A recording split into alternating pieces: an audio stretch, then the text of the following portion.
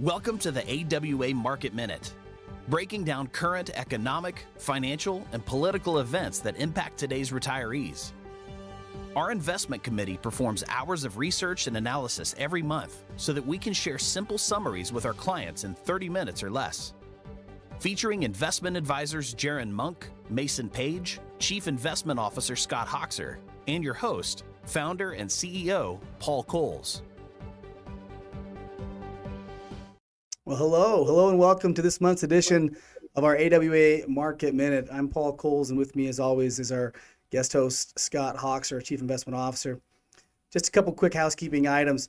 The information that we present today is designed to be educational and entertainment in general for a broad audience. It's not designed to be specific advice for anyone individually. Please don't act on any of this information prior to reaching out to your team here at Alliance Wealth Advisors. One other piece. The information was accurate as of the time it was prepared and presented to you on this podcast. So Scott, how you been? Really well. Yeah, enjoying kind of the change of seasons and the nice fall weather and football. And football. It's a hard time of year to beat for sure. It's the greatest time of the year. The weather finally gets tolerable again, and we get to go out and watch some great games. It's a lot of fun. Along with watching the seasons, the last several months, I'd say maybe the last 6 months, I just keep getting bombarded with these ERC tax, commercials saying to me, hey, you've got to reach out to us immediately, and make sure you claim your ERC tax credits and tax refunds. And I don't know if it's because I'm a business owner, but man, I get it on every social media ad. I get it on the radio. I get in my email inbox. I even get, spam phone calls trying to get me to reach out. And they're always the same. It's if you don't do this today, you are missing out on all this money. You're a crazy person. And it's this fear-based marketing that's designed to really get you up in your seat and go, I better do something about this immediately. Have you ever had any? I have, and there's always that time component too. Act now or else is kind or of, else. Yeah, yep. Yeah, I see some of those, in the investment space, constant solicitations for, certain products. You have to do this specific product or else. Yeah. Social security is another space. Lending and finances. Oh man, you see a lot of that as well. And what this really boils down to is it's fear-based marketing, and the idea is we can kind of spin.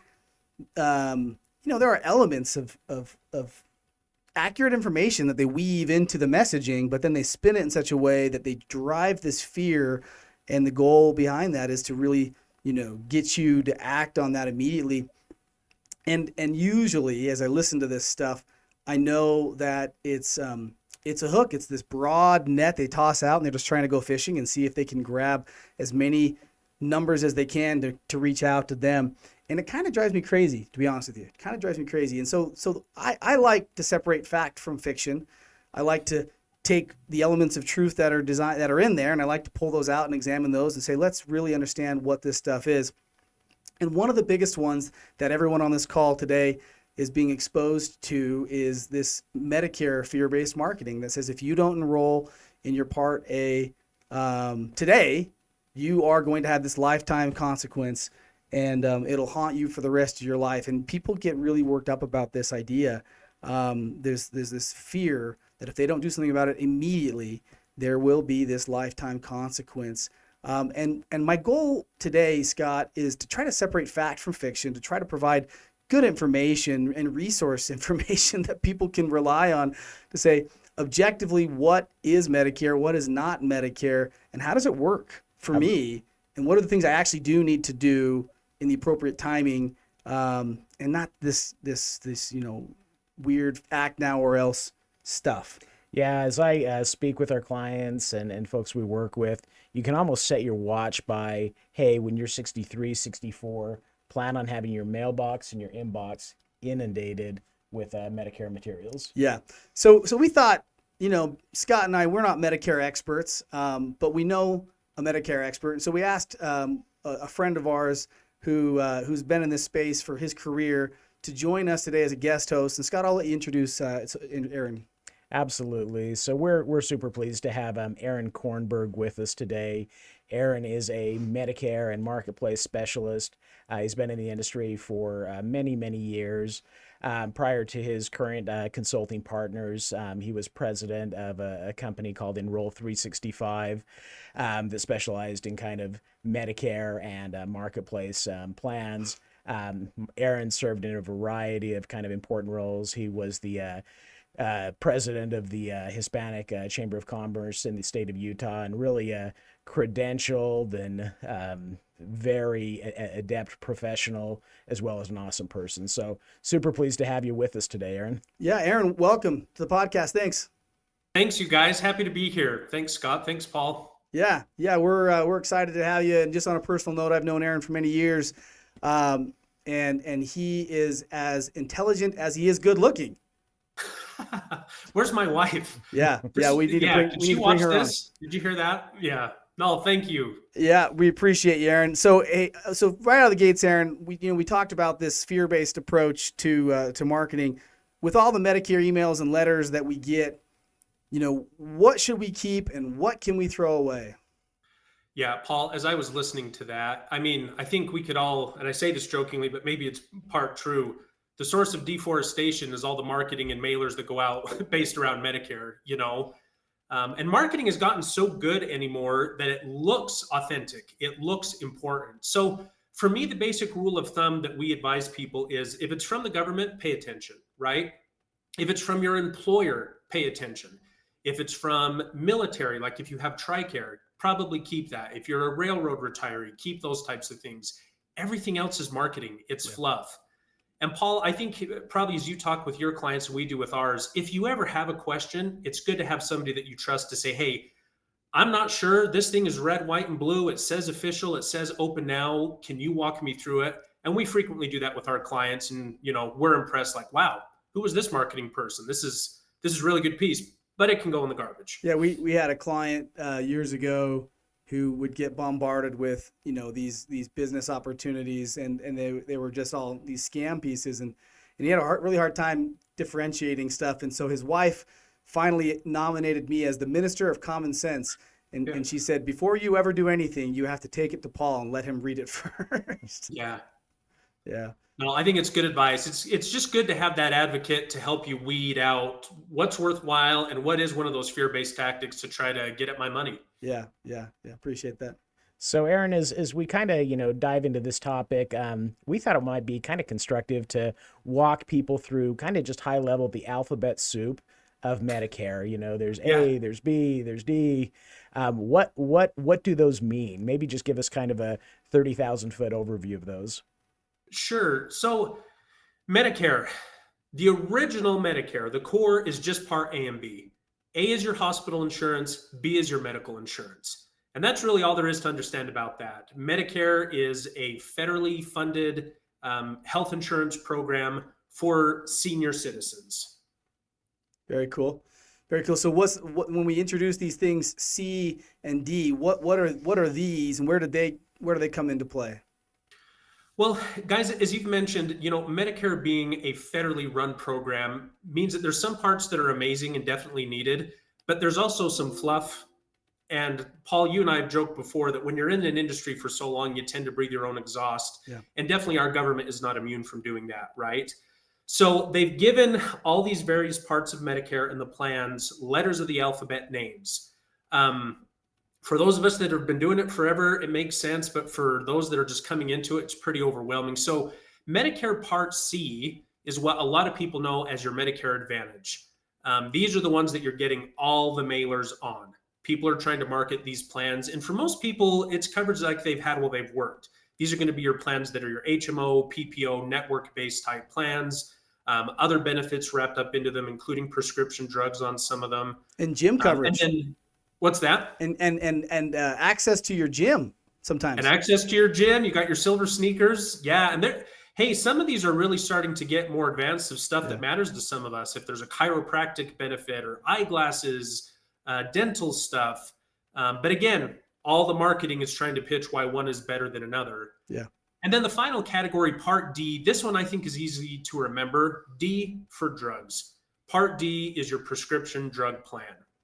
And that's just because my understanding here, Aaron, correct me if I'm wrong, there's just going to be some gaps that the traditional Medicare falls short in covering. And so a Part D plan kind of helps fill some of those prescription drug gaps. Is that correct?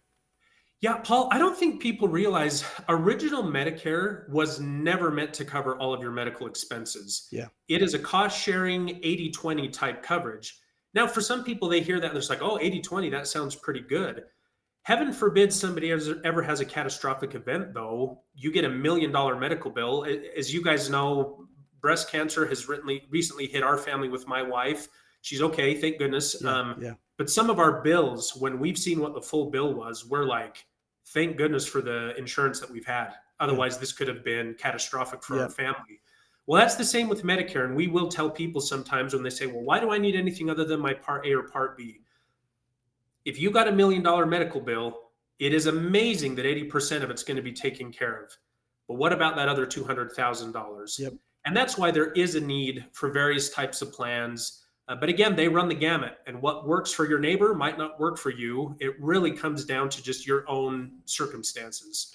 So we talk about these enrollment times. We know that coming into October, there's this open enrollment period of time where people can kind of review their coverage and determine whether or not they're on the right track and maybe make some adjustments during these periods of time. But there's also other enrollment periods, right? I guess life events happen and they give you an opportunity. Yeah. And I think that's where there's a lot of the fear-based marketing stuff. One of them that I see a lot is people will say, when you turn 65, you have to enroll in your Part A. Walk us through what you do actually need to do and when you need to do it and why you need to do it. Gosh, let me back up 1 minute.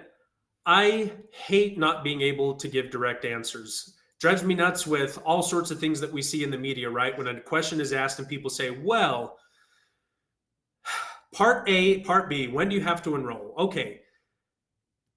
When you first turn 65, you got 3 months before you turn 65, the month of, and 3 months after. Yeah. That is a very big window, right? Yep. With our clients, and Paul, as we've worked with you guys over the years, we love to talk to people when they are 63 or 64, so they can put a face to the name. We can help guide them as their mail starts to explode. But that's usually your first opportunity to enroll in Medicare. It usually coincides with Social Security. Now, here's where my answer can't be as simple as I'd like. Are you still working? Yep. Do you have good group benefits? What are the size of your company? Are you 20 or less or 20 or above? All of these things can maybe differ of, do you enroll in Part A immediately like the majority of people? Do you decide to put it off because you want to contribute to your HSA? I was just going to say, do you have an HSA? That's right. And that even can put an employer at danger if they're contributing to one of their employees that enrolled in Part A and didn't let them know. And these are all the questions that, again, unless you've been doing this, why would the average person know it? They wouldn't. Yeah. And that's really the kind of the resource that we want to be for them. So anyway, I don't know if that answered your question. Well, I think it does. I think so I think one thing that we see a lot is, if you're still working when you're 65 and you've got creditable coverage, and specifically if you are paying into an HSA, there's a pretty good argument to be made that says not only do you not have to, but you probably don't want to. You legally can't. Right. You cannot be on Medicare Part A and be contributing to your HSA, right, or having your employer contribute to it. And no amount of marketing telling you lifetime penalty, you just need to dismiss some of that stuff. No, Paul, see, there's another thing that bugs me. So these penalties, and again, I take it with a grain of salt. Lifetime penalty doesn't exist on Part A. It does on Part B. Right. And that's confusing in and of itself. Part A, and tell me if this doesn't sound like a government thought up solution here.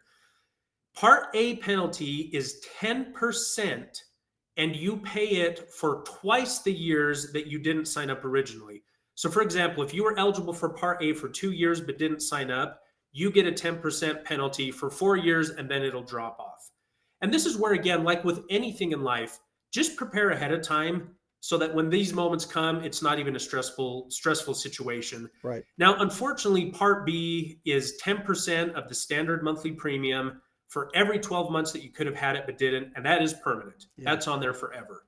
But you hit the point, it depends on, do you have credible coverage? And that just means, are your employer benefits good enough to count as credible? I think we have literally, in the nearly 20 years I've been doing this, have ever found one company that didn't. So for most people, your employer benefits have you safe while you're working. Yeah. So generally speaking, and I know there's a lot of caveats here, as you've mentioned, Aaron, but if I'm still working, I'm 65, and it's not an HSA type plan, does Part A enrollment make sense? Yeah, Scott, great question. In that case, what we would recommend, because it usually happens automatically when you apply for Social Security, get that Part A going.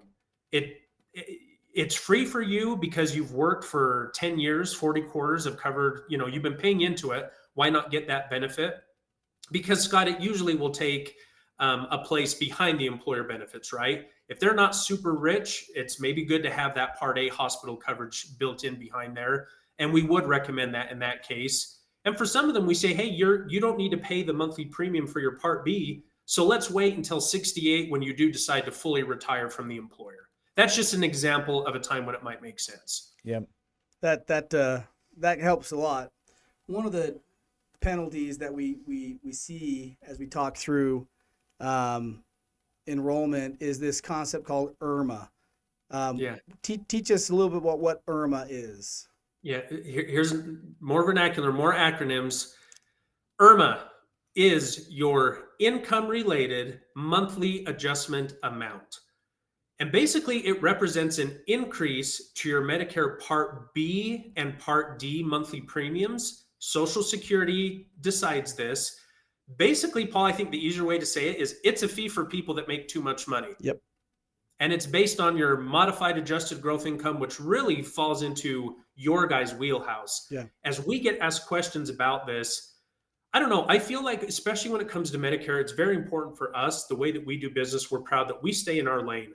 We don't represent any other products. We're not trying to sell anything other than Medicare. And we love having partnerships like with you guys to where we can, if somebody's asking us that, what do I do with this? Yeah. Me and my wife together are going to be making $500,000 in retirement.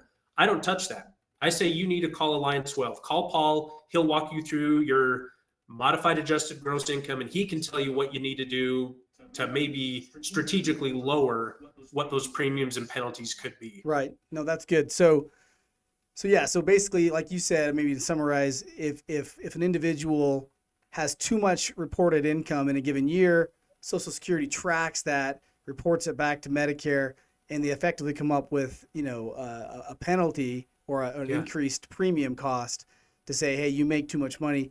And so we see this regularly apply where people will do like a Roth conversion in one given year, and that Roth conversion shows up as a taxable event, and all of a sudden their Medicare Part B premiums are increased, and people say, wait a minute, that wasn't a true representation of my actual annual income, and they have this period of time where they're having to pay a significant increase in Medicare premiums.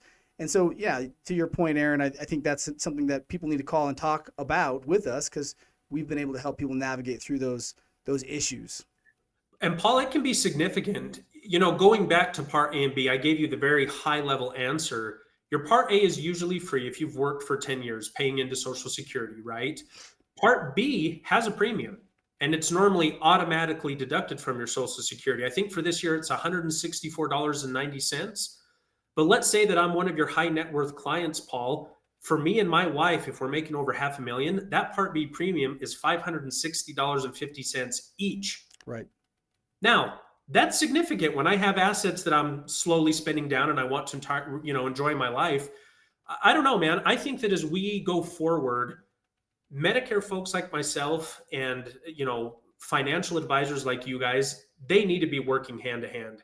Our advice needs to go together because everybody's circumstances are unique and a little bit different. Yeah, no, that's a great plug for kind of comprehensive planning, right? Why we try to work with strategic alliances in that space. So I wanted to come back to one thing we talked about, Aaron, just because I field this question on a regular basis. So say I'm 64 years old, I'm going to be retiring close to 65, and I am contributing to an HSA. at what point do I need to stop those contributions? Great question. You and your employer need to stop the moment that your Part A goes into effect. So again, my birthday's in July. If I'm talking to somebody, let's say that I get my Medicare set up in June, I need to make sure that those HSA contributions and whatnot stop as soon as my Part A is in effect in July. And Scott, again, it sounds intimidating. It is so easy to do if we just plan ahead.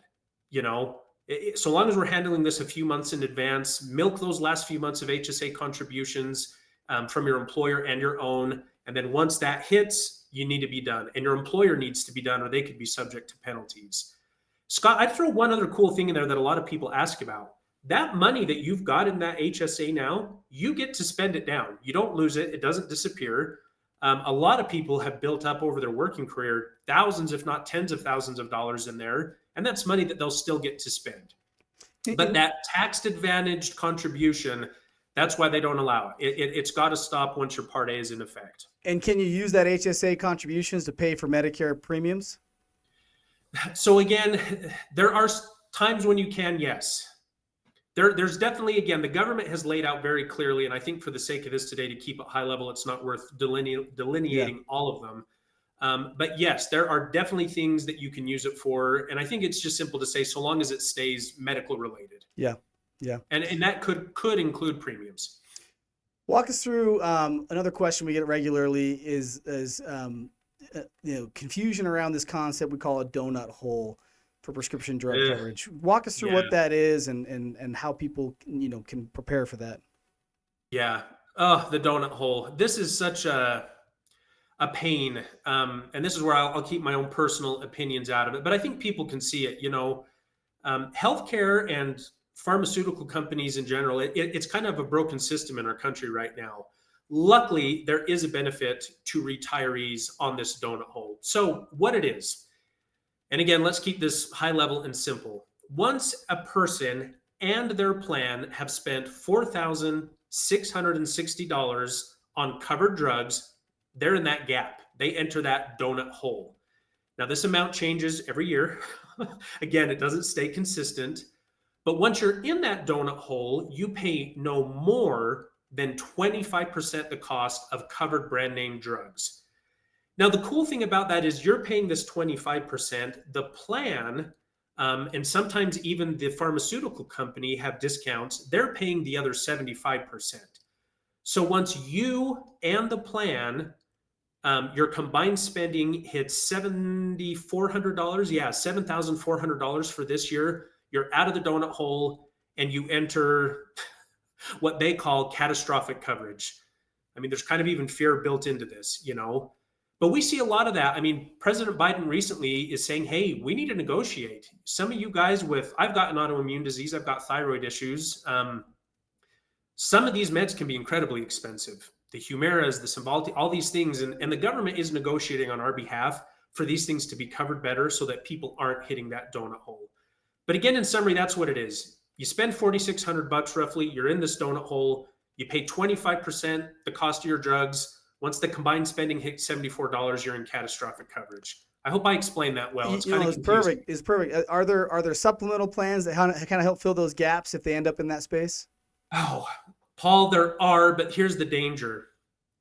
I use some of them, right? I don't know if we want to pitch companies here, but there's one that's phenomenal. I can get certain meds for cheaper for it. The problem is the spending that you do through some of those doesn't count towards your plan's deductibles and limits that they track.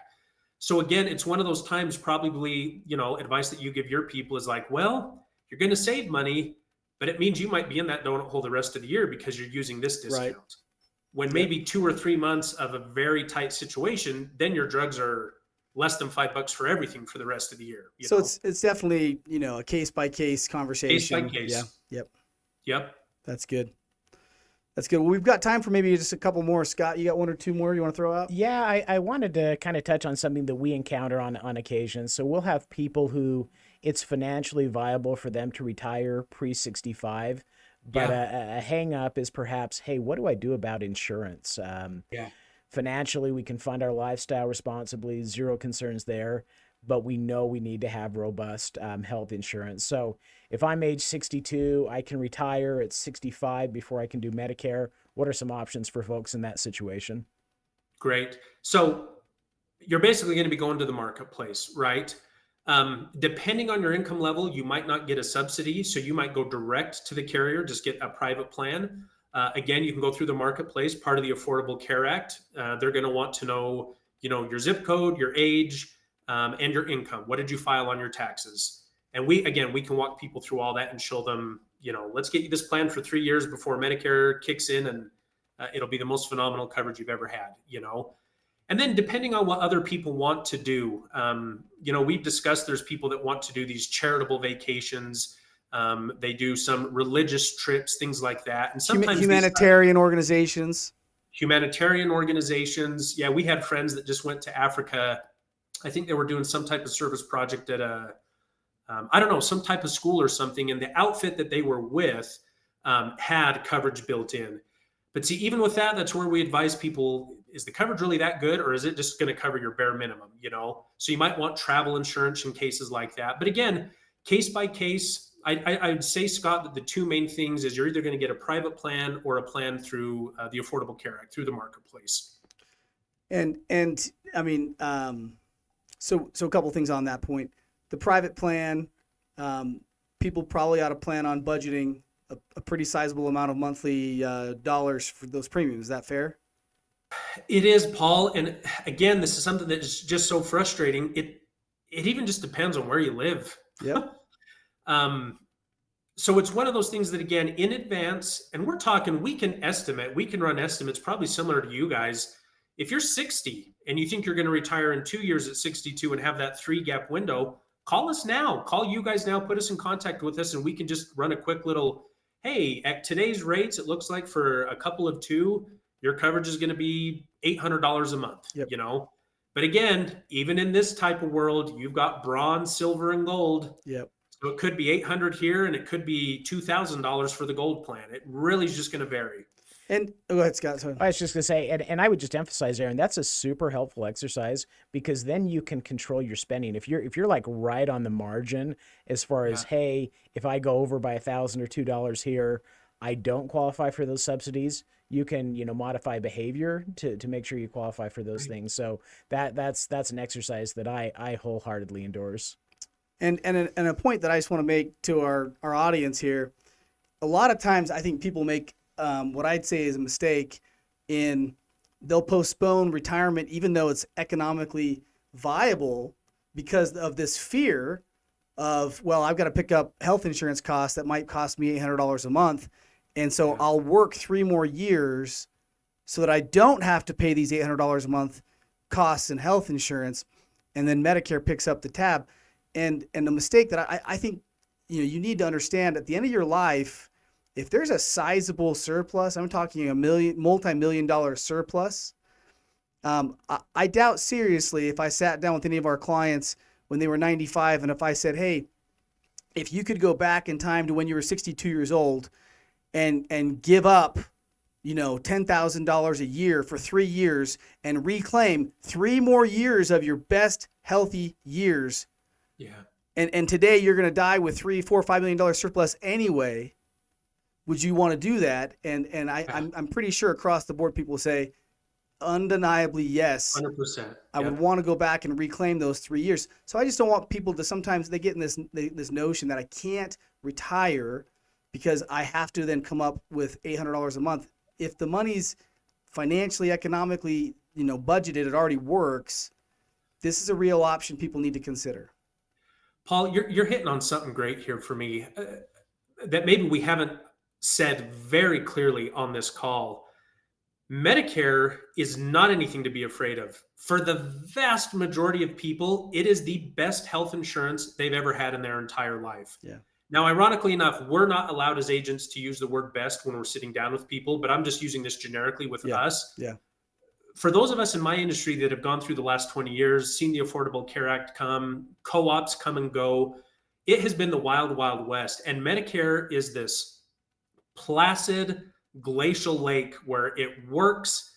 The coverage is phenomenal. Everything is so good. And a lot of people are afraid of that. And that's where, again, while you're still working, call and take a look at what things look like. Make the comparison yourself. Educate yourself. I think that's one of the biggest things that I'd really promote is you need to get educated in today's world. And Medicare is one of them. Do the education. Find someone you trust to talk you through this, to answer questions with no pressure, and do it 2 years before you're even ready to make a decision. Yeah, no, that's great. And that's probably a great place for us to maybe wrap this conversation up. And I think just kind of high level, there's a lot of information out there regarding kind of Medicare and your enrollment options and when you need to enroll and all the nuance that goes into that decision-making process.